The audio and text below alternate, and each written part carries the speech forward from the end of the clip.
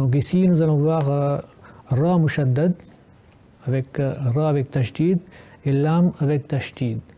Donc la règle dit que lorsque Ra mushaddad et Lam mushaddad viennent après un Nun sakin et un tanwin, il n'y a pas de runna. Pour la bonne et simple raison que lorsque on lit la langue, on fait la lecture du texte coranique, on doit le faire avec comme si d'une façon aisée. Donc on fait une liaison. Donc c'est pour aider les lecteurs à faire à lire sans pour que ça ne sonne pas bizarre dans nos oreilles. Par exemple, si nous prenons le mot min qui termine avec un nun sakin, et ensuite nous avons le mot rabbihim. Rabbihim commence avec quelle lettre? Ra, et plus précisément ça commence avec Ra mushaddad. Donc si on va combiner ces deux mots pour dire min rabbihim, vous allez tout de suite voir que si vous observez de près, que ça ne sonne pas très bien dans vos oreilles. Donc la meilleure façon de lire ce mot-là, de combiner ces deux mots-là, c'est de dire mir rabbihim. Donc malgré la présence de nun sakin, comme on le voit dans cet exemple, on va laisser tomber le nun sakin et on va aller directement sur le ra. Donc au lieu de dire min rabbihim, on va dire mir rabbihim.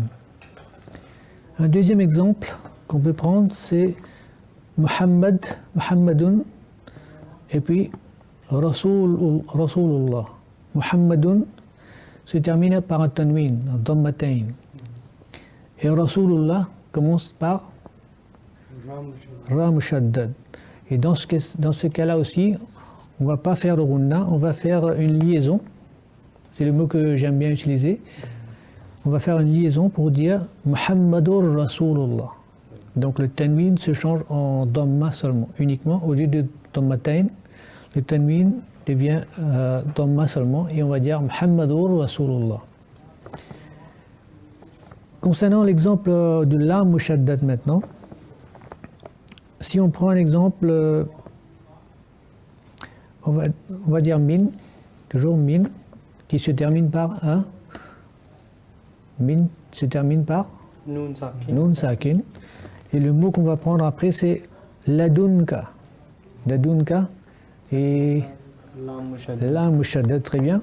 Donc si on va combiner ces deux mots en disant min ladunka, qu'est-ce que ça fait? C'est mil ladunka. Ça fait mil ladunka, mais si on dit min ladunka, qu'est-ce que ça fait? Ça sonne pas bien. Et donc on applique cette liaison, cette fameuse liaison qui dit mil ladunka, comme vous l'avez dit, et donc il n'y a pas d'intonation nasale. Vous voyez? Donc on a vu des cas où nun sakin, après nun sakin et tanwin, on a des intonations nasales courtes, des intonations nasales longues, et maintenant ce cas-ci où il n'y a pas d'intonation nasale du tout, et on fait une liaison avec la lettre qui suit après.